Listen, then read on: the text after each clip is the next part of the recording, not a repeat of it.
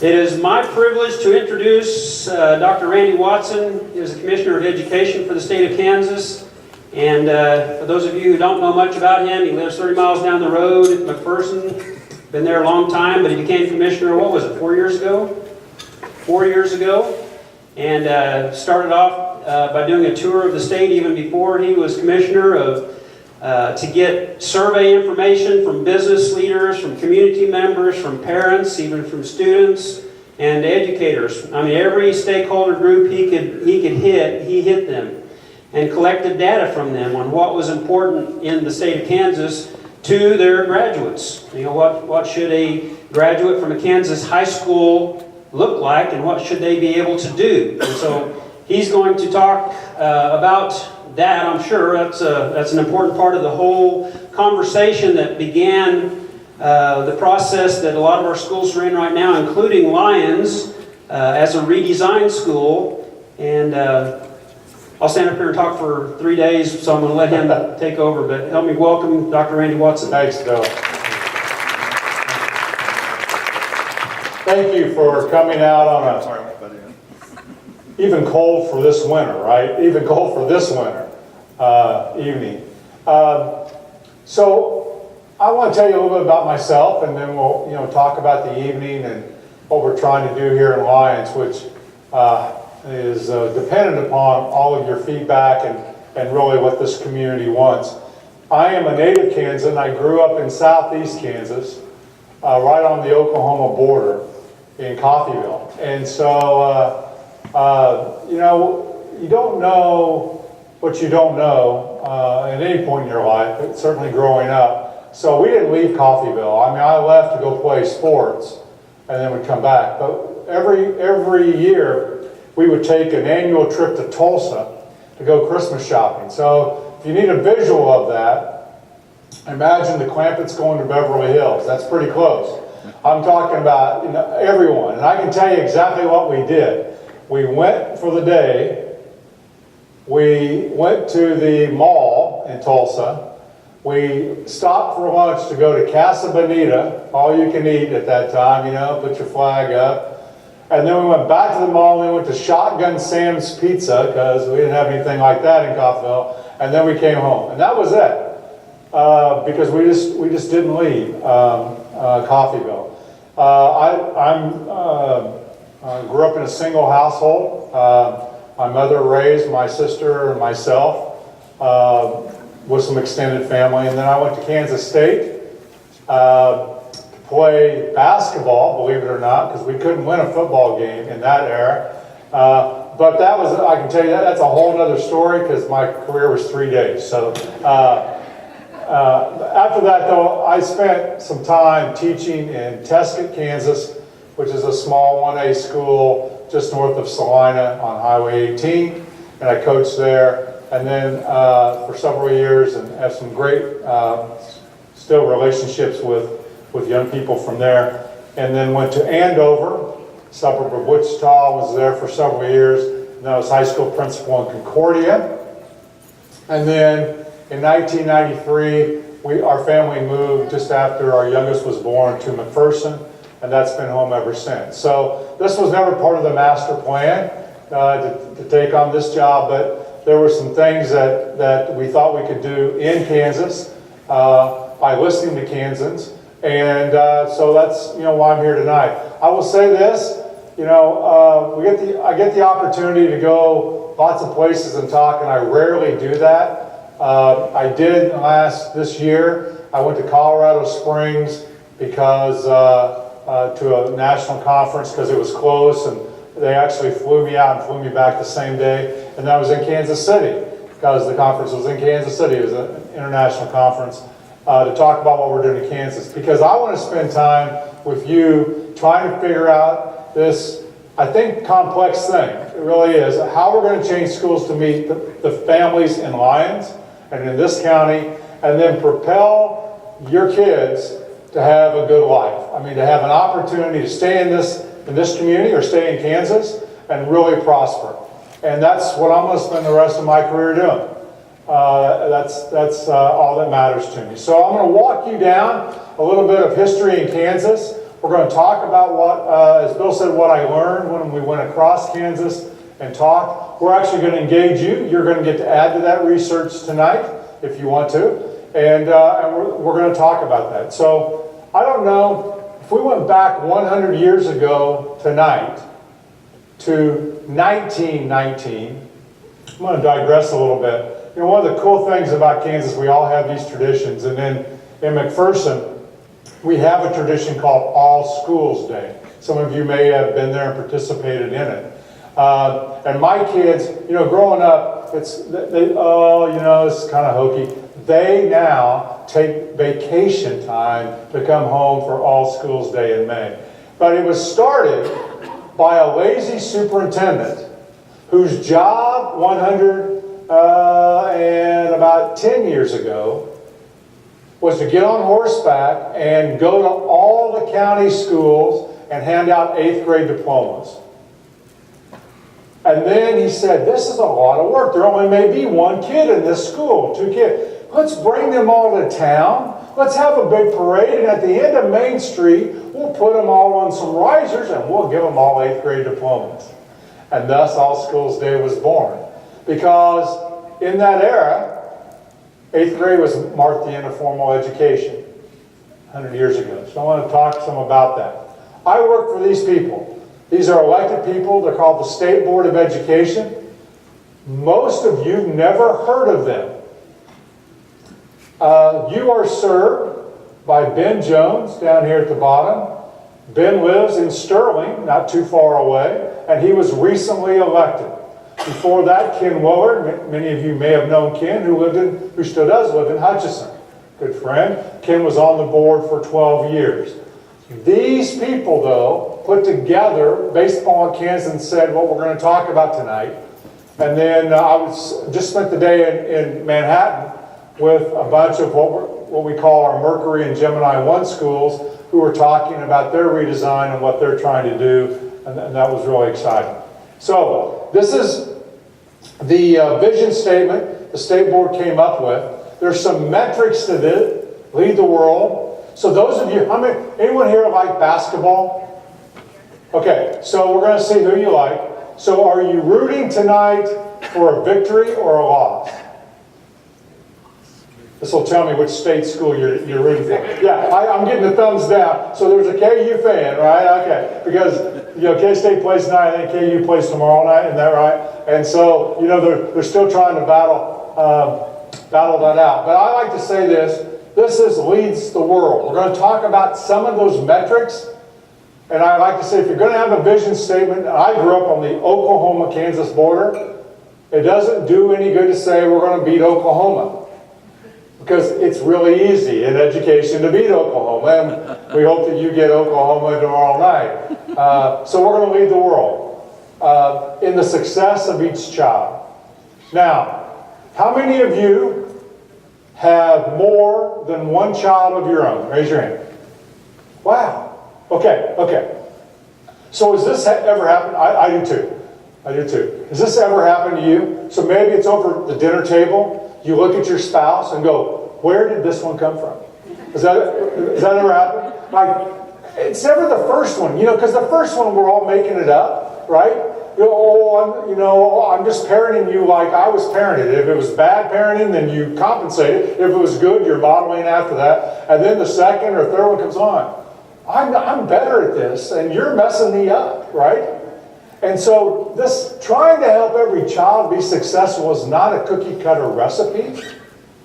It's looking at the talents and traits and skills of those young people and then trying to figure out how to enhance that. So in my own household, I have a 32-year-old and this week, a 26-year-old. Turned 26 this week. My daughter did not fall very far from the tree. She's a teacher at McPherson Middle School.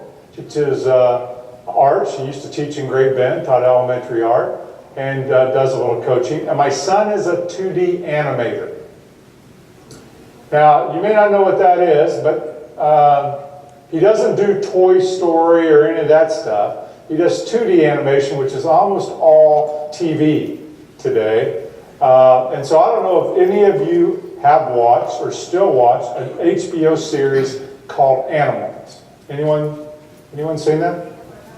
Animals. Oh, you have? Well, it's the most god-awful thing you've ever seen in your life, isn't it? Well, my son works on that from McPherson. He is paid by the second of animation. And he makes 3 times what his sister does, with no benefits, and it's contract work. I say that because I think it illustrates the difference between children and also the difference between our economy and what's taking place. So he makes really good money when he works.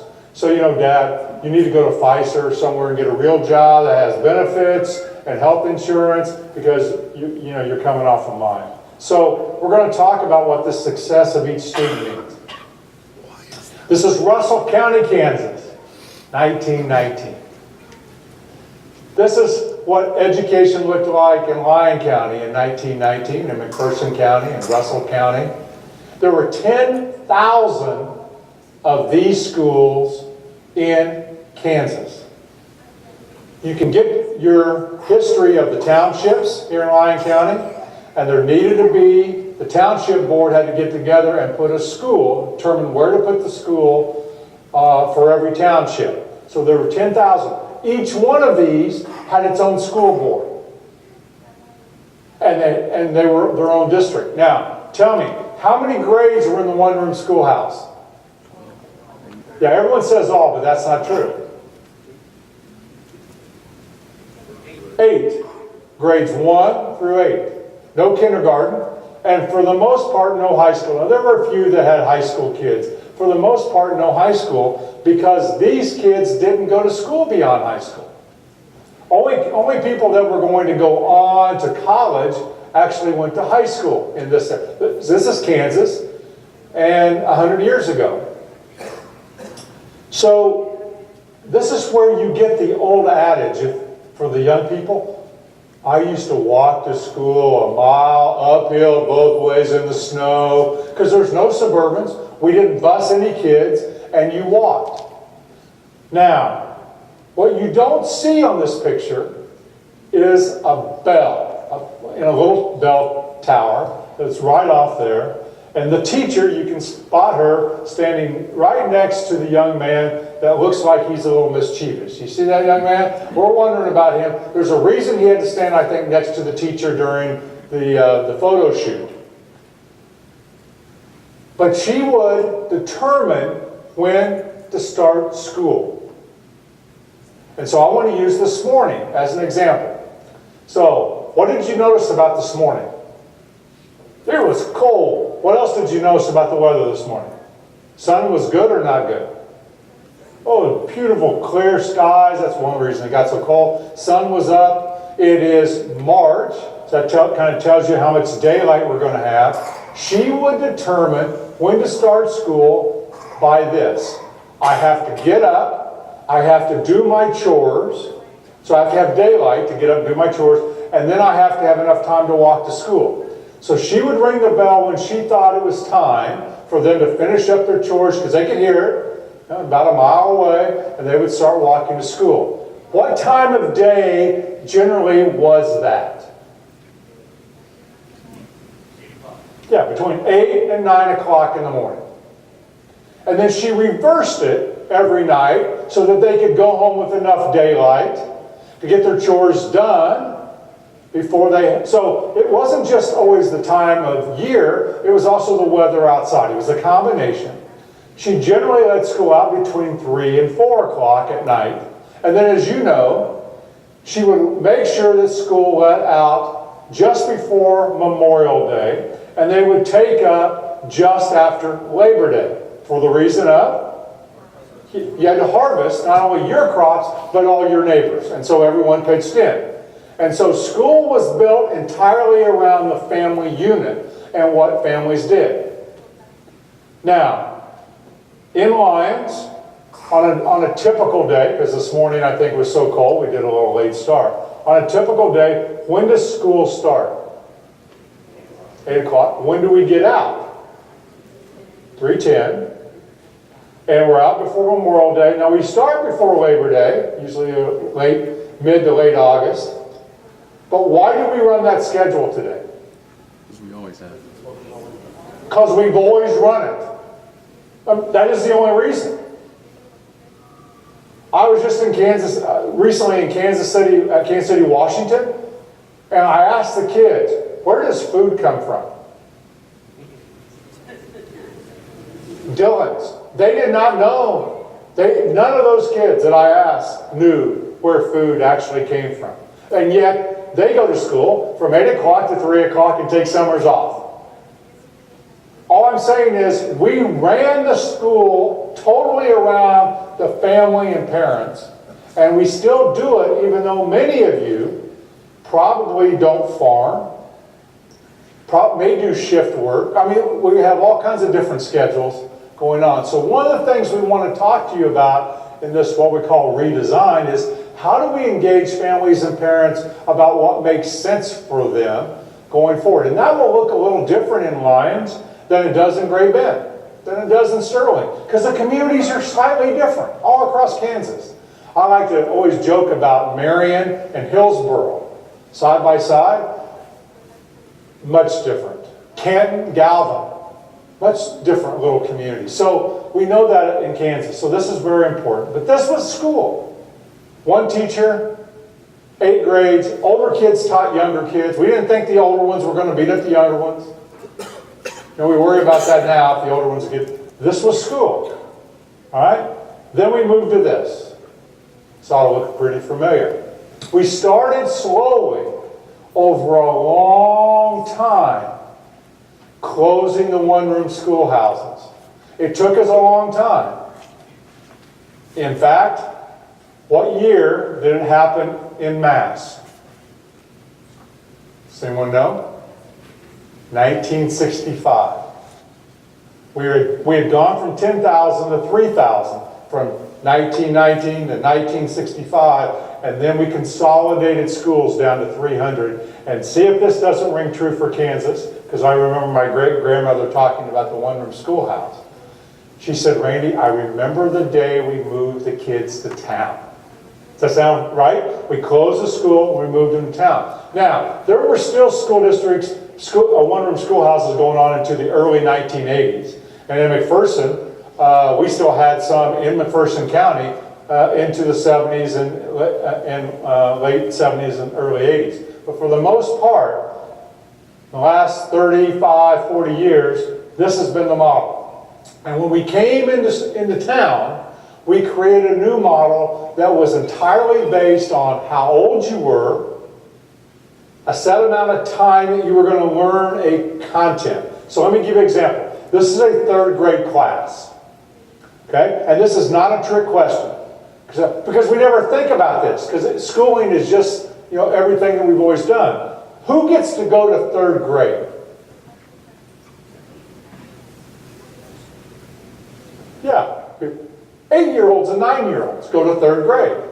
16-year-olds do not get to go to 3rd grade. 4-year-olds do not get to go to 3rd grade unless they're like super gifted and have some special edict from someone. You just don't, because you stay with your age group. Does that make sense?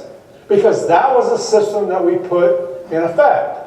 And in fact, as you can see, it still goes on today. This was taken in Wichita at a middle school, 6th grade classroom last spring. What you see different is you now see color, students of different race and ethnicity, and you see a student there that's disabled. You would not have seen that in the 1930s or 40s. Those kids didn't go to school. But school still remains the same. For example, at the high school level, there's generally a class called Freshman English. And if you go to that class, you're a freshman in standing, and you only study English, and you study it for a specific amount of time. And all of you that are in here that went through a freshman English class know, when do you know that the freshman English class is over for that day? The bell rings and tells you. So it's the most common in Kansas is 52 minutes.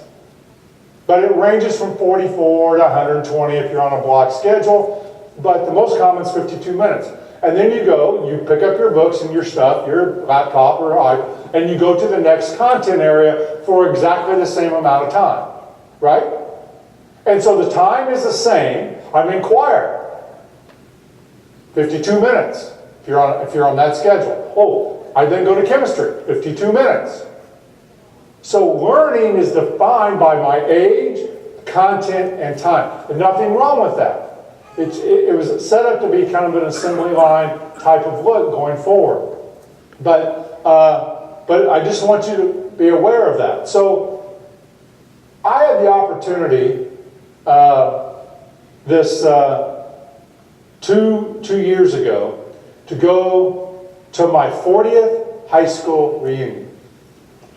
Now, let me just tell you, there's something, see if this happens, I talked about the kids, see if this happens in your household. So, in the morning, we're getting ready to go to work, my wife will look in the mirror and never likes the mirror, doesn't like the mirror. Randy, I think I'm getting older. You think I'm getting more gray hair? You think I'm putting on weight? I think I'm gaining some weight. And of course, what do we say as a spouse? Honey, you've never looked better, right? Right? I mean, you're not, right? But hey, guys, we look in the mirror like, we still got it, right? I mean, there's something that the mirror doesn't tell us anything. Until you go to your 40th high school reunion. And I walked in, I'm like, who are all these old people? And I asked my wife, I said, do I look this old? She goes, yeah, pretty much. And that really just hurt. I'm like, wow. It's like, staring in the mirror that's not yours, right? And so, I was there, and up on the screen this big flashed my kindergarten class. Mrs. Smith's 1964 p.m. kindergarten class, because it was half day, up on the screen. And of course, everyone's trying to find themselves. Now, we had 17 elementary schools at that time in Coffeyville. Garfield was just one of them. And I started to notice, there's the doctor's kid. There's the smartest kid, K Small. Smartest kid in the class. There's Jimmy. Jimmy struggled. I remember that. But I remember thinking very distinctly that the gap academically and the gap behavioral, how they behaved, in Mrs. Smith's PM class was about this wide. And if you go to any of our classes today in Lyons, across the state, that gap got this wide. We have kids reading second, third grade level. We have kids in kindergarten with a 300-word vocabulary.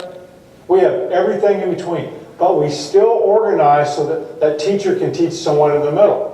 Mrs. Smith had 28 in her PM class. She had 30 in the morning. We were baby boomers. But she could handle it because we were somewhat the same. So what we've been talking about is a different system. And I'm going to show you a video clip that I'm going to talk through. Because I want to show you what's really changed since we did this system. Okay? This is Amazon Distribution Center in Gardner, Edgerton, Kansas. You just made your order. It's going to find it. Those are robots.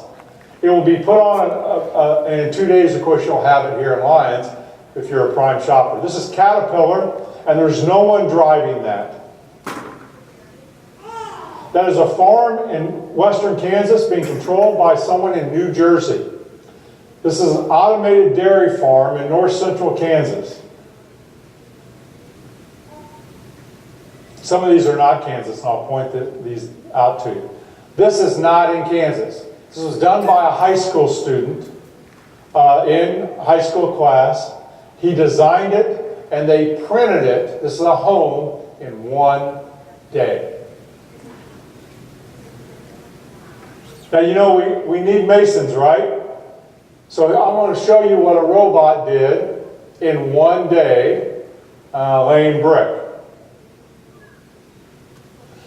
From Denver, Colorado to Colby, Kansas last spring, there's no one driving that semi.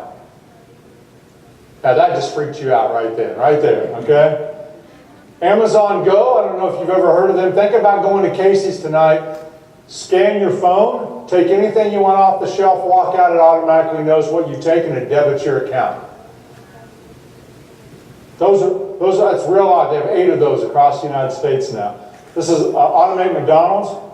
By the way, I was just in one in Topeka, Kansas, just south of downtown. You order everything off a kiosk, then you walk up and get your food.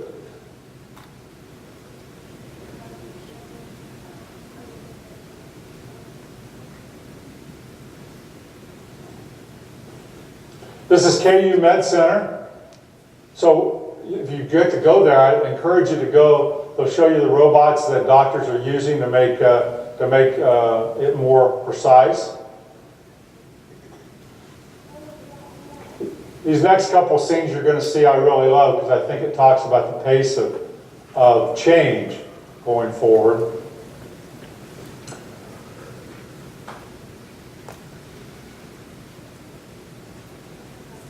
In 1900, there's only one car in this picture. Everyone else is horse and buggy. 13 years later, same parade, there's one horse. Everyone had changed over from the horse and buggy. I like to say, well, if robots are going to take over our world, at least they're courteous.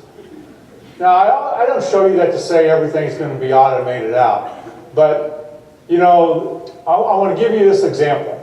When I grew up, so if you're old like me, you'll resonate with this. If you're not, you just shake your head and patronize me, okay? All right? The first week in October, I would run when I heard the mailman come, because I just knew any day, that first week in October, he was going to deliver the Sears and Roebuck wish book. And in that book, I could circle and dog ear everything you could ever want for Christmas and give it to anyone in my family that would listen. Look, Mom, this is what I want. That's nice, Randy. You know, Santa Claus is, doesn't have all, he can do everything. But that's where it came from. And then I watched Sears and Roebuck get replaced by Walmart, and downtown get replaced by Walmart. We saw that everywhere, didn't we? Do you know, in this state, in December of 17 and December of 18, for Christmas, the Christmas season, from Thanksgiving to Christmas, Kansans ordered more off of their phone and on the internet than they did brick and mortar stores. For the first time in 17, it was repeated in 18 by 30% more than in brick and mortar stores. Amazon has replaced Walmart, which replaced Sears and Roebuck and mom and dad pop shops in our lifetime. You're watching it happen with Amazon right now. Okay, if you don't believe me, when's the last time you've been to the Hutch Mall? And you see what's happened to it? What's happened? We built these great things in the 80s, right? They replaced downtown, and there are hardly anything in them because you're not shopping there anymore. You're shopping, and in 2 days, it's on your doorstep. The world of work is changing rapidly. My dad was a brakeman, switchman for the Missouri Pacific Railroad. So he jumped on a caboose, he swung a lantern, they called that safety for you railroaders. He jumped back on, he'd manually switch the track in a town, and then they'd ride it to the next town. Retired in the early 1990s, making just short of $90,000 a year. And there's not any student today can get that job. And is there a train track in Lyons that you can get stuck behind a train? Cuts through town, like McPherson, where you wait for a half hour. Okay? You know what I'm talking about. If you got stuck tonight behind a train going home, you could visually see that my dad's job is gone forever. Why? There's no caboose on those trains. It's all automated. It's all done by the engineer. And in fact, on some short line railroads, there's nobody on the train. So the next iteration is 5G. When 5G hits, total, then those automation things that are experimental right now starts to happen. You don't think that's true? If you have a fairly new vehicle, what happens when you put it in reverse? The backup camera, right? Or it barks at you or squeals at you if a car comes next to you. Sometimes, you know, it yells at you that you need to brake if you're getting too close. Or even the newer ones, it'll let off the accelerator or actually put the brake on. Those are all things that are learned from the automated vehicles. But if you're like me, that semi driving itself freaks you out. I mean, doesn't it? There's something about that freaks you out. But think about this. How many of you have ever taken a Lyft or an Uber? Yeah, we taught you not to get in the car with strangers. We did. They're going to slash your throat, roll you down the hillside. And you got online, went, ooh, it's Bob in a black Nissan coming to pick me up, and I've already paid. So the world's changed, and that's what we're trying to change to match it. So, as Bill said, we went around and asked Kansans 3 simple questions. I'm going to focus on one of those tonight. If you were to think of a successful 24-year-old, we use 24, but think of a 30-year-old, 24-year-old, a young adult living in Kansas. What are the skill sets, the characteristics that would mean success? What does success look like in your mind on a successful 24-year-old? Over 2,000 Kansans came out. We went to over 20 different locations. 2,000 Kansas. Sorry, we went to 21 locations. We had over 2,000 Kansans, and 70% of the responses we got were skill sets you cannot measure on any test. I'm going to give you a few of those. Show up to work on time. Work hard. Pass a drug test. Have good customer service. Set goals. Have integrity. Be curious. All right, 30%, 23% were academic skills, and then there were some others.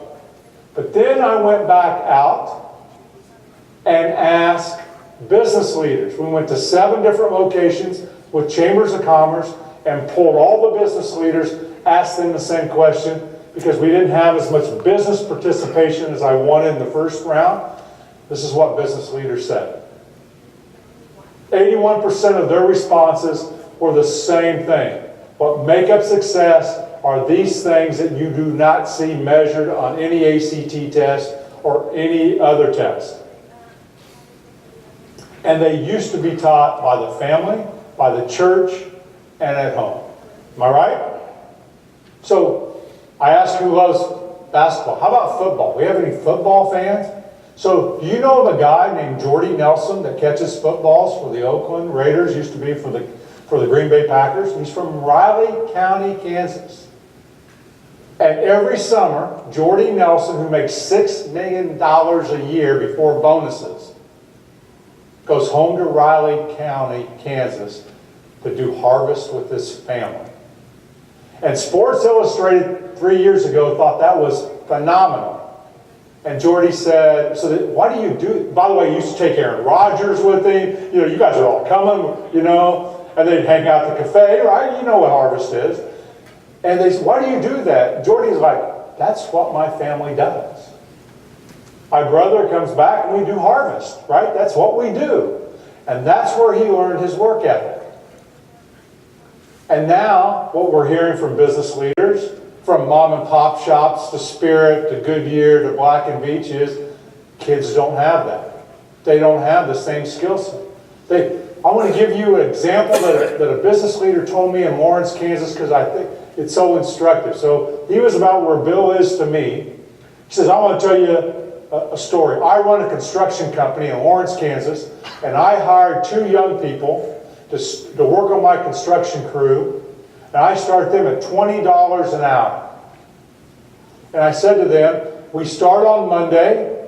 I'll see you on Monday at 8 o'clock. He said, one of them showed up at 8:15 and the other showed up at 8:34 on the first day of work. I said, get your tools. We got to get out on the job site. I was a little miffed. No, I was really mad. So we got out on the job site within a half hour. One of them was on their cell phone texting. Then he said, at the end of the first day, one of the two young men came to me and said, "Hey, dude, how do I get promoted in your company?" And I want to quote you what he said to me that day. He had steely blue eyes. He's about 60 years old. He's right, and he's looking at me with those steely blue eyes. And he said, here's what I told him. I said, "Dude, you're not going to get promoted. I'm about to fire your ass." And then he's looking at me and goes, "That's the type of kid you're sending me." Now, I was like, oh, I don't, you know, that hurts, right? I mean, like, really, we're doing the best we can, you know? Families have changed and it's really hard, but I listen because that's his reality. I think, he says, "I'm paying someone a good wage. All I want them to do is show up and work hard," and they won't even do that. I'll train him. I'll train him how to, you know, I'll train him how to do construction. They don't even know what it is to work, and he doesn't understand that. Because when he grew up, his grandparents and his parents and his church family and everyone around him instilled that in him. Does that make sense? And now he's wondering, what happened? What happened to that? So they're telling us, these skills are important. And Kansas said, you got to get back in balance. So I'm going to give you the lay person's view of this. Kansas said, successful people are happy. They have a sense of fulfillment. They give back to the service of others. This may be uniquely a Kansas thing, that we give back to the service of others, and we have some skills and attributes that allow us to earn a living in the middle class or beyond, that we can earn a living and raise a family. Now, I'm summarizing the largest qualitative study ever done in Kansas, but that's basically it. So now, as a father of a 32-year-old and soon to be a 26-year-old, if I think you'd feel the same. If they came to me and said, I said, you know, how do you feel about growing up? And they said, "Dad, I'm happy. I feel good about it. I have a good job. I'm happy." And they were giving back. Wouldn't we take that? I mean, that would be worth something. So how do we produce young people that when they're 30 or 40 say that?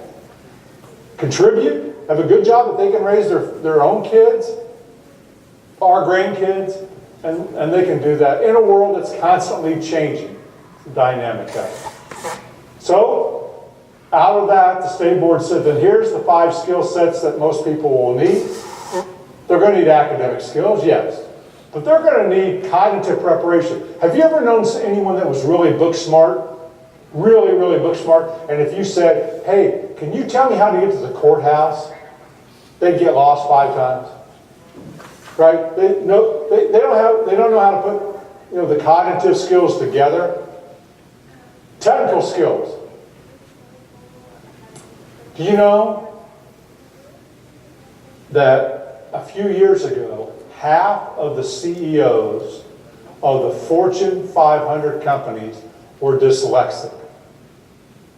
Half of the Fortune 500 CEOs, the people that are driving the economy of the United States, were dyslexic, but they had another skill set. Do you know any young people, maybe you were, or maybe your own kids, because this is generally male, struggle to read in the elementary school, but could put anything together without any instructions?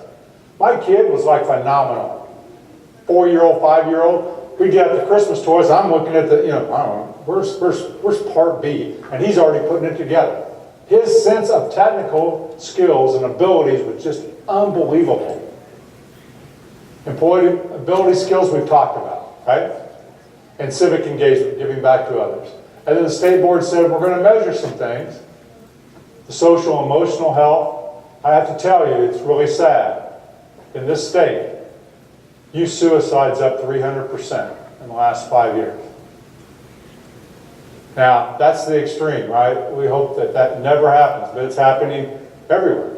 By the way, that doesn't know wealth or poverty. It's in every community. Kids, for whatever reason, as young as middle school. We had a middle school student hang themselves in school in Kansas 3 weeks ago. Now that's tragic. But we know from that to just how do I have persistence and how do I have grit and how do I set goals, that these are all important.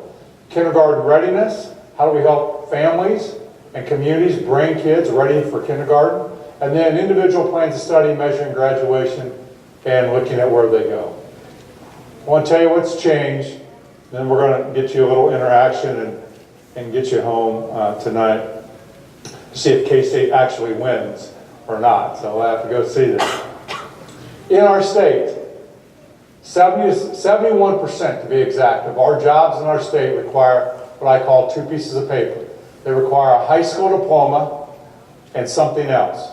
But here's what you got to help me change. Not every kid, in fact, not even half, of every kid needs to go to 4 years of college to earn that.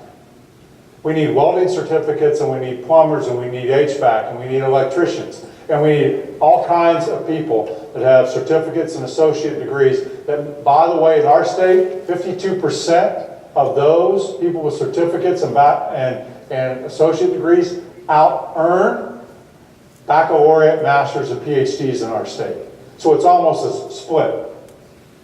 But we've set up school for every kid to go to college. So not too far from here, I won't tell you the school, but last spring, I was here on stage, and the superintendent said, well, you talk to our 7th through 12th graders. And so I watched them come in. They all start filtering in, and they're seated somewhat by age. You know, the 7th graders are seated. And so I noticed the seniors were right here in the center. And about 4 rows back, I'm going to pick on you, here comes a really just cheery, nicely dressed young lady, and you can just tell she's happy. And I said to the superintendent, how about this girl? Oh, she's a great student. Oh, great kid, great family. So and about, not quite to the back row, but pretty close, here comes the guy. He's got John Deere cap, camo on, and he sits in the seat and does this. Okay, like he won't see me, right? And he said, you don't want to pick him. You don't pick him. Don't. And so I did. So I'm wandering through the crowd, looking like this. And I said, would you come up? And she's like, yes. Oh, like I was waiting all day. And I get back to the back, and he's got his eyes shut. He's as far from making eye contact. And I just tapped him. I said, would you come up? And he gave me the look like, I'm going to kill you. Like, I'm just going to take you out. But they came up on stage, 2 seniors that graduated from this school, the same size as Lyons High School, in May of 2018. And I talked to them about their freshman year. I said, do you remember your freshman year? I said, do you remember freshman English? Uh-huh. I said, tell me one thing you studied. She says, Romeo and Juliet. Okay.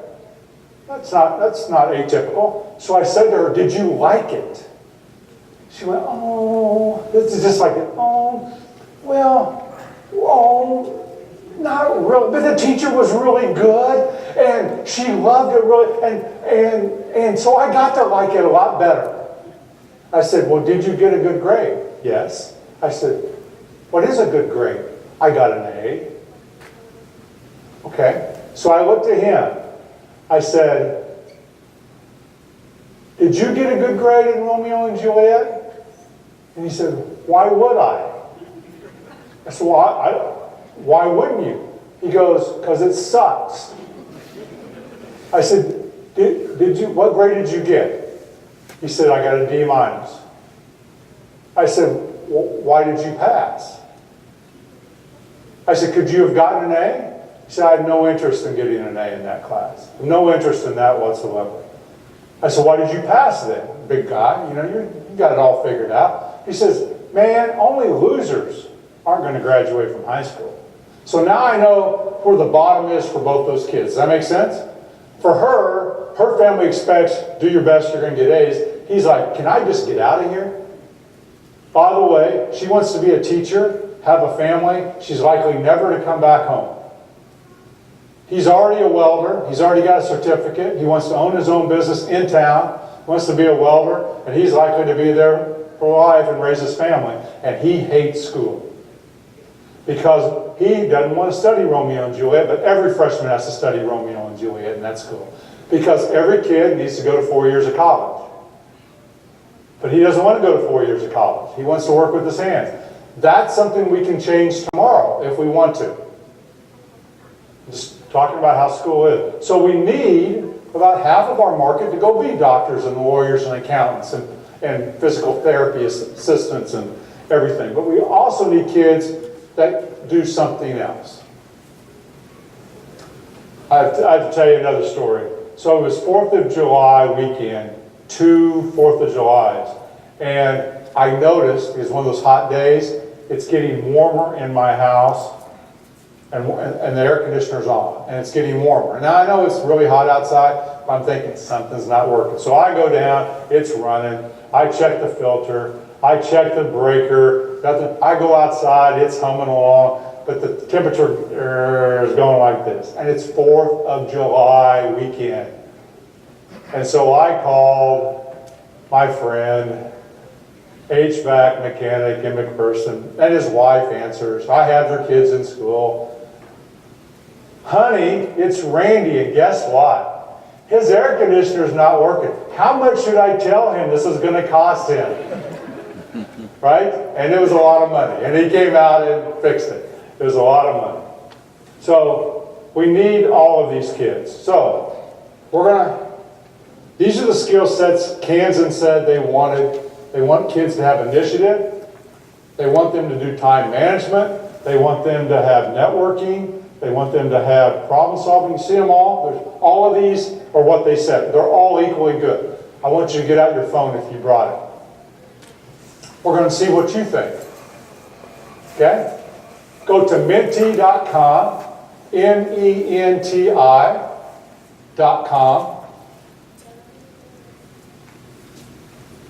And the code is 422566. So this is where I teach you.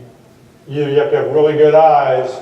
You should have said it closer for the expensive seats in Allen Fieldhouse are always on the front row. I just want you to know that.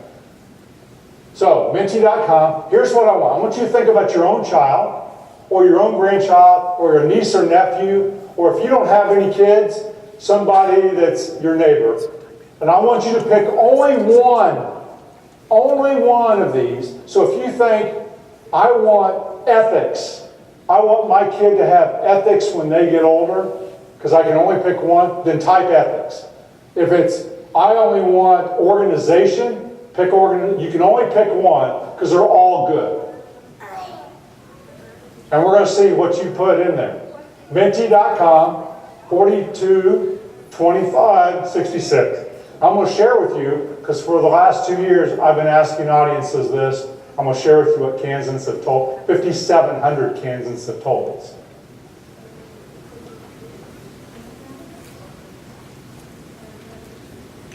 Keep doing it. I'm going to jump out of here.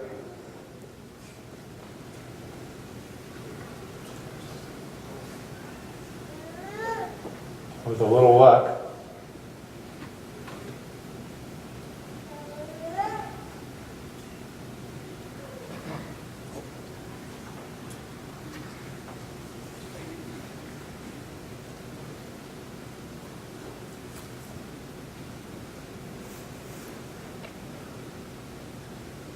Well, it would work if I was on the internet.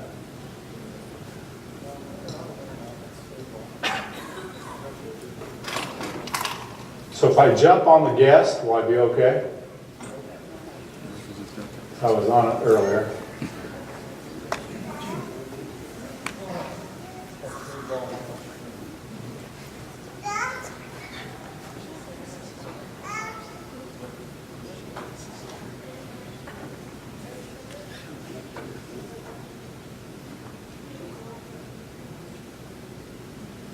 This was going to be really, really good.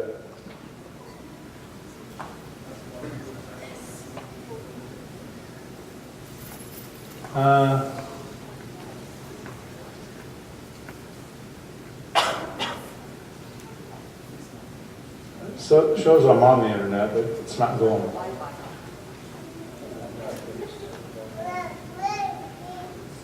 Oh. No.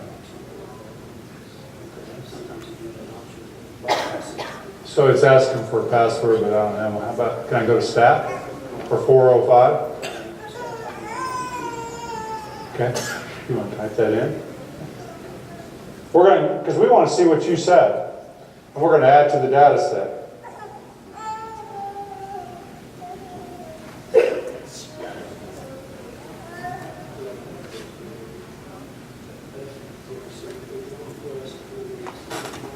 It's not your password.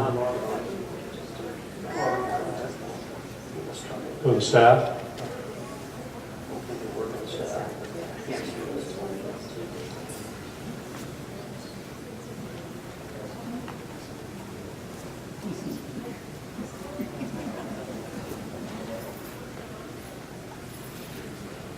I should have checked this before. Well, it's thinking. That's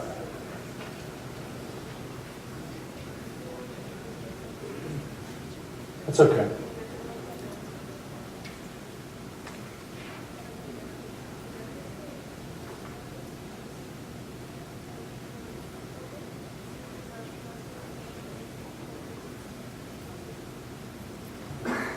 So we're not going to get to show you what you did, but I'm going to send it to you, okay? Because I'm going to show you, here's 5,700 Kansans. You can compare to what you said. Perseverance, the most common. Problem-solving, integrity, self-regulation, empathy, adaptability, critical thinking. So, same thing that the business leaders in Kansas told us 4 years ago are still the same skills that people want. Now, on that site was content knowledge, and 5,700, we'll add this because I'm sure we could have had some tonight, but up until tonight, 5,700 responses, we've had 4 people say content knowledge is the most important. You have the results? 53 people, and it looks like integrity and perseverance and problem solving. So you're at it, so I'm going to add this to it, and tomorrow, so you're saying the same thing. This is what we want, and yet what we're teaching is exactly solely content knowledge. So I want to show you also throughout the United States what business leaders are saying, skills that they say we lack from kids in high school, 2-year college, and 4-year college grads. High school graduates are lacking these according to Consolidated Survey of Corporate America. 80% of them said professionalism and work ethic. Just exactly what I talked about. Teamwork, verbal communication. My son said the other day, because I told you he does contract work, and I make him go get a real job while he's not doing contract. He said, Dad, at Pfizer, where he works, while he does contract work also, he says people just don't show up to work. They don't call in. They don't communicate at all with their supervisor. I don't understand. I mean, he's telling me this like he doesn't understand. These are high school graduates. How about those that graduate from 2-year college, like Barton, or technical college, which could be Huts, or they have both. What do they lack? Looks pretty familiar. What I'm here to tell you is, this isn't about I didn't go to college or I didn't go to tech school. It's the same regardless. But how about if I go to KU, or if I go to Fort Hays State or Harvard? Now, let me tell you what's scary. Cliff Elwig is the CEO of Cerner. Many of you may know Cerner. If you've been up to the Legends area in Kansas City, that's owned by Sporting KC and everything, Cerner's there. He says, by the way, Cerner hires a bunch of engineers. from computer science, and all kinds of people. And he says college graduates don't have any better skill, work ethic of what I need than high school graduates. They know engineering better. Same thing. He said, I'm so frustrated, I'm thinking about starting my own engineering school to train people in the way that I want them. He said, I need people that will think and recreate my job. They just want to be told, here's how you do engineering. So this is true whether you graduate high school, or you graduate from a tech school or associate degree, or you're graduating from a 4-year degree. And that's really scary as we think about that. So we challenged every community in Kansas. What would we do about that? What would we have school look like if we did it differently? This is so hard because none of us went to school in any kind of school other than the ones I showed you. We didn't. But they were all built for an agrarian society and an assembly line society. And so we have, in the volunteer, we have 47 school districts, 110 schools that have volunteered. Lyons is one of those. And we're asking them, with the community and with the feedback of the parents and engaging the parents, what should school look like in 2019 or 2020? What should it look like? How would you want to design that? And you may say, I don't know that I know enough about it. Well, then engage the staff, at least in the conversation, because they've been thinking about it a lot. So I was just listening to Stockton, Kansas, which is right almost in the center of our state, north of I-70. Now that I'm in Topeka. By the way, if you're in the Kansas City, Topeka area, you think Manhattan is western Kansas. Okay? But it's not. Okay? But they were talking about personalizing the experience for kids and doing, every kid on a different plan. And the kindergarten teacher says, Randy, 20-year veteran. 2/3 of my kids today are doing above grade level work, and I think that's probably been true, but I was always teaching the whole class. And now I want them to go to first and second grade material, but our school isn't quite organized to do that, so we're rethinking about having us organized by age entirely and having more of a fluid work. That's just one of 100 examples. I was so interested to see Andover posted on Twitter, I think 2 weeks ago, on social media. They have a class in Andover High School, where they have 50 kids enrolled in geometry and construction, building a house. It's the same course. So they start with a balsa wood house, they then build a dog house, then they build a big shed. It's about the size of a tiny house. And when the kids don't know the skills, they're back in the classroom and they're about applying to it. They got a geometry teacher, construction science, 50 kids, and they're getting 2 credits for one class. They're rethinking. Does that make sense? They're just rethinking how we do things. Here's what we're going to be about. Those student success skills are those social emotional skills. How do we teach perseverance? How do we really teach it? How do we teach integrity? How do we teach self-regulation? We're going to personalize the path. Liberal High School has 1,300 kids. They're involved in the redesign. They have no bells. Every kid's on a different schedule every day. That almost freaks me out as much as the semi-driving itself. If you've ever been a high school principal, you know what I'm saying. That really scares me. Family, business, and community partnerships and engagement. Truly engaging. We need your help from your expertise of whatever you do as an employer. We need you to mentor kids. We need your help as parents. So how do we design this? Really a relationship and real-world application. That kids are involved in actually doing work. Most of the, not all day, they have to know some skill work, but most of the day. And that's what Lyons is trying to figure out for Lyons. Not for Sterling or Little River or Chase Raymond, but for Lyons. And so I'm, again, thankful that you're here tonight. You could have been a lot of places that with your feet up, eating a nice meal, being around your own family, and you chose to come here because you care. You care about your kids, and you care about other people's kids, and you care about this community. And that's what I think why the staff here in Lyons are trying to redesign. And that's every family and every kid. Now, I want to just end with this example. In Emporia 2 years ago, they invited me over to their high school. At parent-teacher conference, attendance had fallen to 27% of the parents were coming to conferences.